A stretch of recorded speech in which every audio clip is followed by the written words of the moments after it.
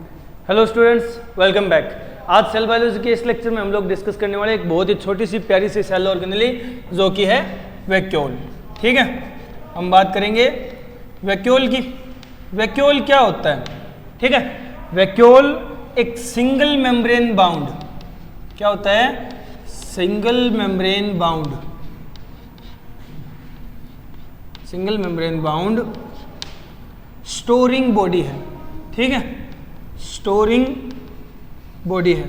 Clear है? Store करने के काम आने वाला एक स्ट्रक्चर है जो कि सिंगल मेम्ब्रेन बाउंड होता है। क्लियर है? समझ रहे हो?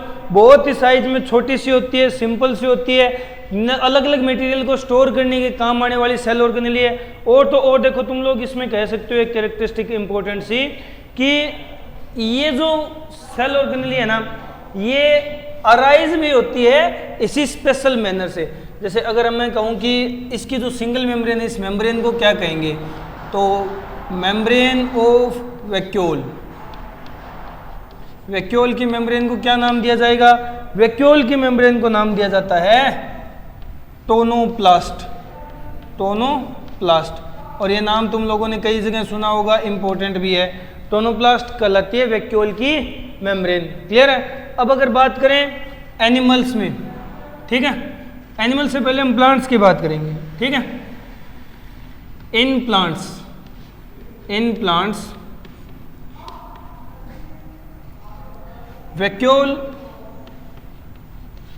Vacuole is generally large and central. Centre में प्रेजेंट होगा सेल के और साइज में लार्ज होगा। ठीक है, लार्ज साइज होगा। ठीक है, occupy approximately approx 90% volume of cell. Cell के लगभग 90% वॉल्यूम ऑक्यूपाई करके रखता है। इतना बड़ा वैक्यूल होता है, इतना लार्ज वैक्यूल होता है, और सेंटर में प्रेजेंट होता है प्लांट सेल के। ठीक है, जबकि एनिमल्स में क्या होता है? इन एनिमल्स में क्या होगा? एनिमल्स में जो वैक्यूल होगा, वैक्यूल इज जनरली स्मॉल, छोटा होता है, एंड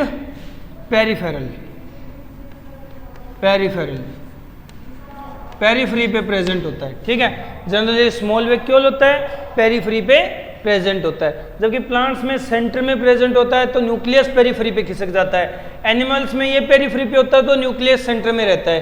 क्लियर है? समझ गए? ये डिफरेंस है दोनों में, प्लांट्स और एनिमल सेल में वैक्यूल का डिफरेंस है। ये पॉइंट जहां तक मुझे पता है, तुम लोगों को भी मैं पहले बता चुका हूं इस चैप्टर की स्टार्टिंग में, जब एनिमल और प्लांट सेल में डिफरेंसेस चेक करे थे। याद होना चाहिए तुम्हें। ठीक है, ये पॉइंट हम लोग दोबारा देख रहे हैं अभी। क्लियर है ना? समझ गए? अब वैक्यूल क्या स्टोरिंग बॉडी है, तो स्टोर क्या करते हैं? देखो, वैक्यूल्स जनरली स्टोर्स क्या कुछ स्टोर करके रखते हैं? वैक्यूल स्टोर करते हैं अगर मैं कहूं तो सैप यानी सॉल्यूशन होता है। ठीक है, पिगमेंट स्टोर करके रखते हैं, यानी जो कलरिंग बॉडीज होती हैं, पिगमेंट। नेक्स्ट, ये स्टोर करके रखता है excretory material.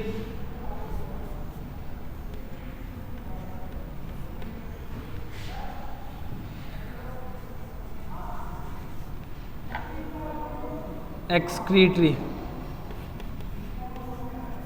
Material, water, H2O हो गया, एंड आयंस।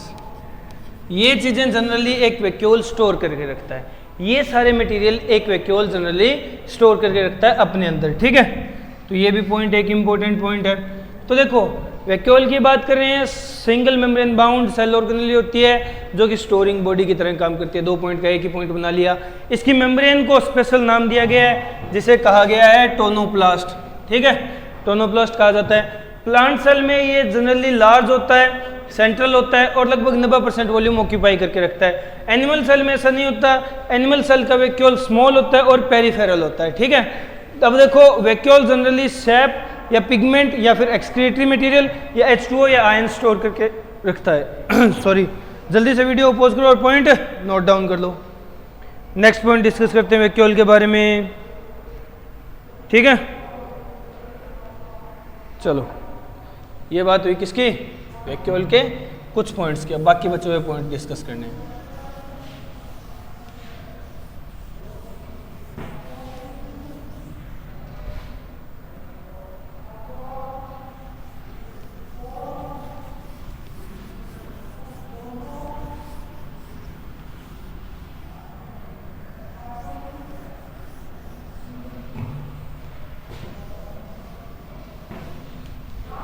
वैक्यूल के पॉइंट डिस्कस कर रहे हैं, स्टोरिंग बॉडी के पॉइंट्स डिस्कस कर रहे हैं। ठीक है, चलो अब देख लेते हैं। देखो प्लांट्स में जो वैक्यूल होता है ना, प्लांट वैक्यूल, प्लांट वैक्यूल को का क्या कहा जाता है? प्लांट वैक्यूल के लिए टर्म यूज होती है, प्लांट वैक्यूल को कहा जाता है सेप वैक्यूल, क्योंकि ये जनरली सेप स्टोर करके रखता है।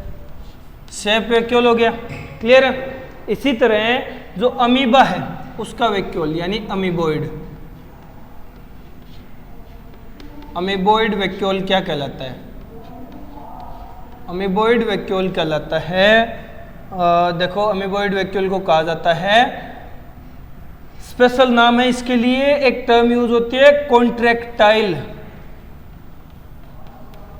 Contractile vacuole.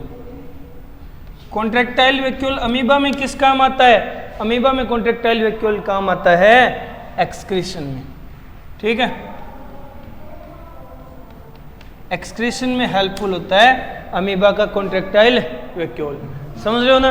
ये स्पेशल टर्म्स हैं ऑर्गेनिज्म की वैक्यूल के लिए यूज होने वाली। जैसे प्लांट्स में जो वैक्यूल होता है वो सेप स्टोर करके रखता है, तो हम लोगों ने सेप वैक्यूल कह दिया। अमीबा का वैक्यूल है, अमीबा का वैक्यूल कॉन्ट्रैक्टाइल वैक्यूल किस काम आता है? एक्सक्रीशन के काम आता है। इसी तरह और वैक्यूल्स जो हैं, जैसे हम लोग बात कर रहे हैं नेक्स्ट वैक्यूल है, अगर मैं कहूँ तो प्रोटिस्टेंस का। ठीक है, प्रोटिस्टा, प्रोटिस्टन वैक्यूल, प्रोटिस्टन वैक्यूल के लिए एक टर्म यूज होती है। प्रोटिस्टा में अगर मैं कहूँ किस किस को काउंट किया जाता है, तो प्रोटिस्टा जैसे जो अपने 5 किंगडम क्लासिफिकेशन है, 5 किंगडम क्लासिफिकेशन में से प्रोटिस्टेंस जो सेकंड किंगडम है, इसके जो वैक्यूल होते हैं उसे कहा जाता है फूड वैक्यूल। ये फूड स्टोर करने के काम आते हैं, फूड वैक्यूल, फूड वैक्यूल है। ठीक है, अब इसी तरह जो प्रोकार्योट्स हैं, प्रोकार्योट्स यानी प्रिमिटिव न्यूक्लियस वाले प्रोकार्योट्स, जो प्रोकार्योट्स हैं उनके वैक्यूल को क्या कहा जाता है? उनके वैक्यूल के लिए स्पेशल टर्म यूज होती है, उससे कहा जाता है गैस वैक्यूल, गैस वैक्यूल। क्योंकि ये वैक्यूल जो है ना, ये वैक्यूल क्या स्टोर करके रखता है? Store metabolic gas. ठीक है, विच प्रोवाइड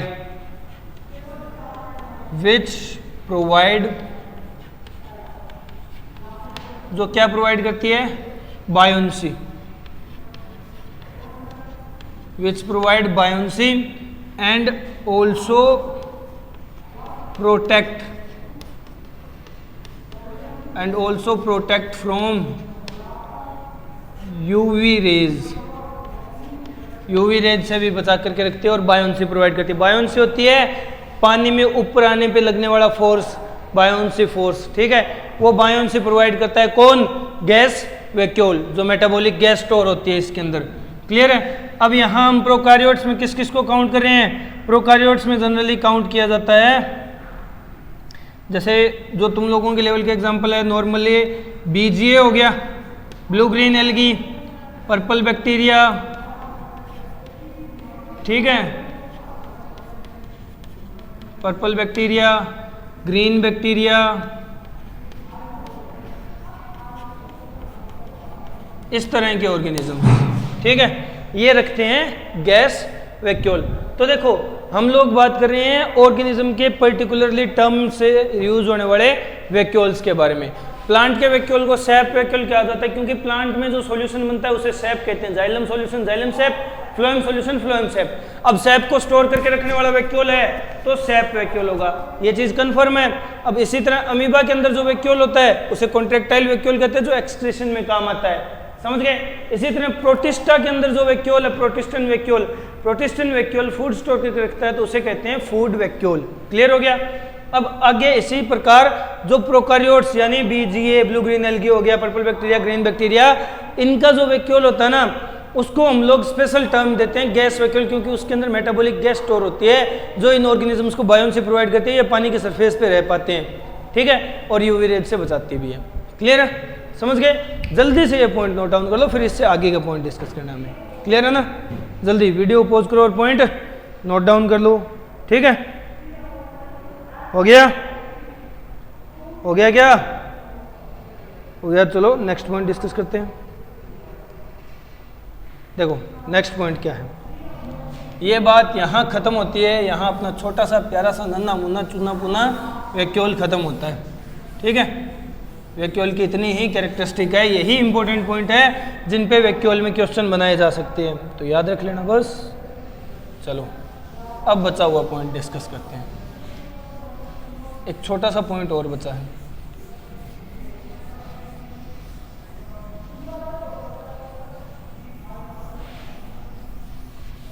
अब तक कितनी सेल ऑर्गेनेली डिस्कस कर चुके हैं हम लोग?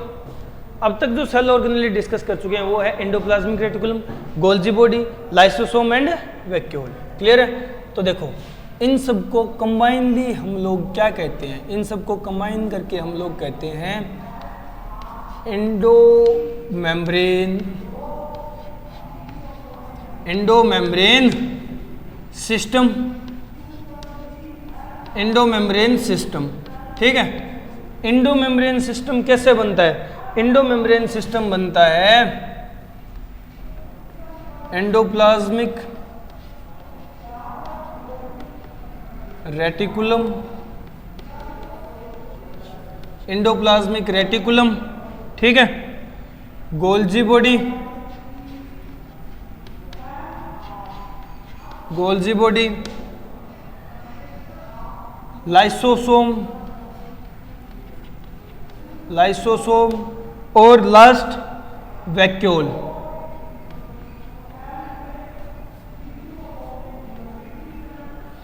वैक्यूल, इन सबको मिलाकर के कहा जाता है एंडोमेम्ब्रेन सिस्टम। इन सबको कंबाइन करके कहा जाता है एंडोमेम्ब्रेन सिस्टम, ठीक है।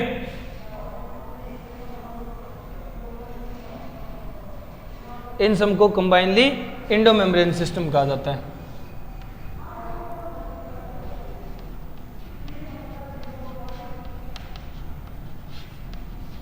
Combinedly known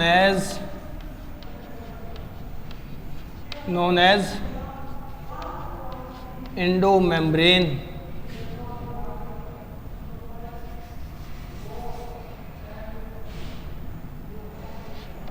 endomembrane system. अब ऐसा क्यों कहा जाता है? क्योंकि ये जो सेल ऑर्गेनेली है, बिकॉज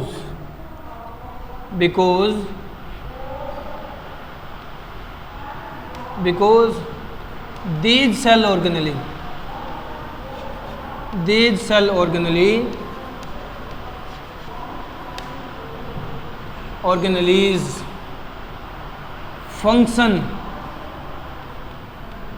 functions in a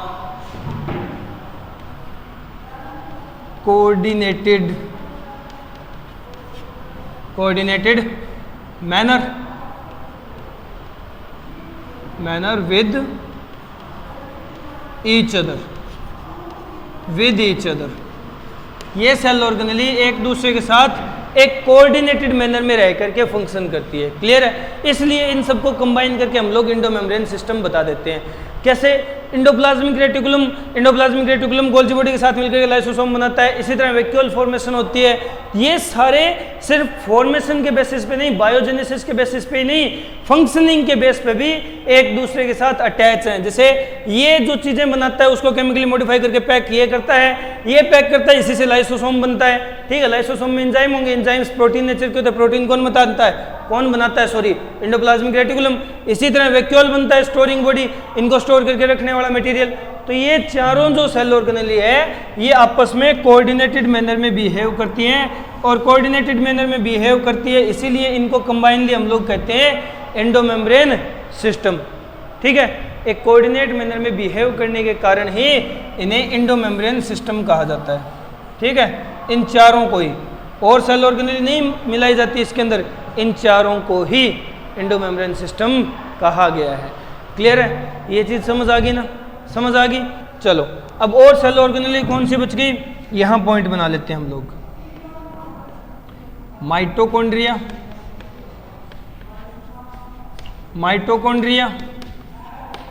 ठीक है, क्लोरोप्लास्ट, या फिर मैं कहूँ प्लास्टिड, मोर करेक्ट क्या रहेगा? Plastid.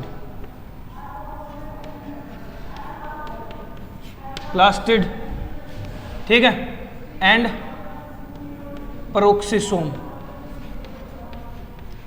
peroxisomes are not included in endomembrane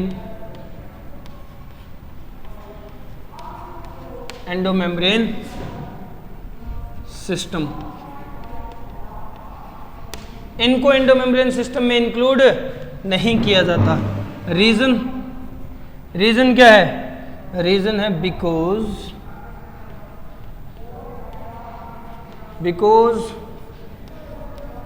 they do not functions in a coordinated manner,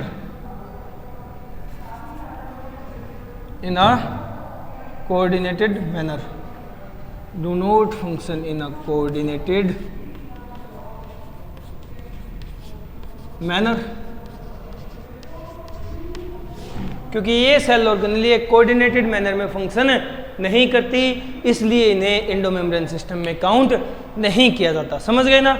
ये सबसे इंपॉर्टेंट सा पॉइंट है। अगर हम लोग समझने के पॉइंट ऑफ व्यू से देखें तो देखो एंडोमेम्ब्रेन सिस्टम सबसे इंपॉर्टेंट पॉइंट है जिसमें हम चारों की चारों सेल ऑर्गेनेली को डिस्कस कर लेते हैं।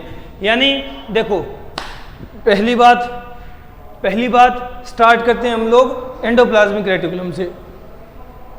सॉरी, एंडोप्लाज्मिक रेटिकुलम कुछ मटेरियल सिंथेसाइज करता है, उनको केमिकली मॉडिफाई करके पैक करने का काम गोल्जी बॉडी का है। अब गोल्जी बॉडी ही प्रोटीन जो होते हैं ना उनको मॉडिफाई करके लाइसोसोम के अंदर एंजाइम बनाती है। इस तरह लाइसोसोम मॉडिफाई होकर के इस तरह जो स्ट्रक्चर वो मॉडिफाई होकर के लाइसोसोम कहलाती है। ठीक है? हम लोगों ने कहा था ना प्राइमरी गोल्जी वैक्यूल को प्राइमरी लाइसोसोम भी कहा जाता है कुछ जगह। ठीक है? सॉरी, समझ गए? और इसी तरह वैक्यूल इनके साथ single membrane bound cell organelle जो स्टोरिंग बॉडी की तरह काम करता है। तो ये चारों सेल ऑर्गेनेली आपस में एक वेल बिहेव्ड कोऑर्डिनेटेड मैनर में फंक्शन करती है, इसलिए इनको कंबाइन करके हम लोग एंडोमेम्ब्रेन सिस्टम बोल देते हैं। जबकि माइटोकॉन्ड्रिया, प्लास्टिड और पेरोक्सिसोम जैसी जो बॉडीज हैं उनके अंदर ऐसा फंक्शन देखने को नहीं मिलता, वो आपस में किसी भी तरह की कोऑर्डिनेशन शो नहीं करते, कोई कोऑर्डिनेट मैनर नहीं है। कुछ फंक्शंस तो ऐसे हैं जिसके लिए वो किसी पे डिपेंड ही नहीं होते, खुद ब खुद ही परफॉर्म कर लेते हैं। ठीक है? जबकि सेल ऑर्गेनेली को फंक्शन के लिए सेल पे डिपेंड रहना पड़ता है। क्लियर है ना? तो इस वजह से उनको अलग रखा गया है। तो मेजर चार सेल ऑर्गेनेली जो एंडोमेम्ब्रेन सिस्टम बनाती है वो यहाँ इस पॉइंट तक हम लोग क्लियर कर चुके हैं। अब इससे आगे हम लोग डिस्कस करेंगे जो अलग से सेल ऑर्गेनेली है जिनको अलग से डिस्कस किया जाता है, जैसे माइटोकॉन्ड्रिया, प्लास्टिड में हम लोग क्लोरोप्लास्ट को देखेंगे, पेरोक्सिसोम वगैरह। ठीक है, क्लियर है ना? तो इस लेक्चर में तो बस इतना ही, बाकी हम लोग नेक्स्ट लेक्चर में डिस्कस करने वाले। Okay, good bye.